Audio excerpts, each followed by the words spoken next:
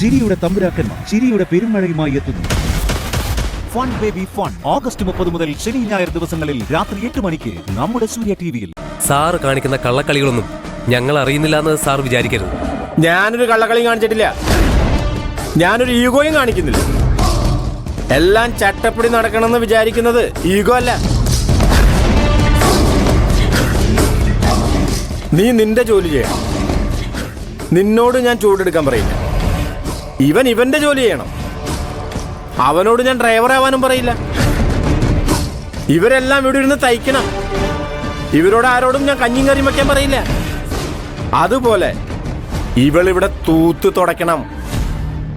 ഇവളെ ഞാൻ ഏൽപ്പിച്ച ജോലി അതേ ചെയ്യാൻ പാടുള്ളൂ. അതിന്റെ പേര് അച്ചടക്കൊന്ന, അല്ലാതെ ഈഗോന്നല്ല. സർ, കാലാകാലം ഇവൾ ഇവിടെ തൂത്ത് തുടച്ച് നിന്നോളണമെന്ന് സാർ എന്തിനാ വാശി പിടിക്കുന്നത്? ഇവൾക്ക് നന്നായി തയ്ക്കാൻ അറിയാം. അതുകൊണ്ടാ പ്രിയൻ ഇവളോട് തയ്ക്കാൻ പറഞ്ഞത്.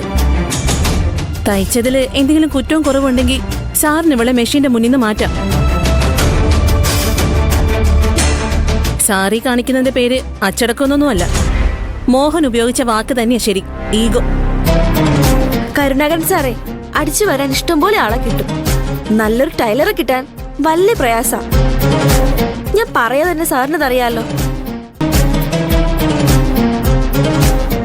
പാറു തയ്ച്ചത് സാറൊന്ന് എടുത്തു നോക്ക്. എന്നിട്ട് കുഴപ്പമൊന്നുമില്ലെങ്കിൽ തച്ചോളാൻ പറ. വല്ലപ്പോഴെങ്കിലും ഒരു നല്ല കാര്യം ചെയ്യ് കരുണാകരൻ സാറേ. ഇന്നെന്താ ഗ്രഹണാണോ? നീർക്കോലി പോലും പത്തി വിടർത്തുന്നുണ്ടല്ലോ.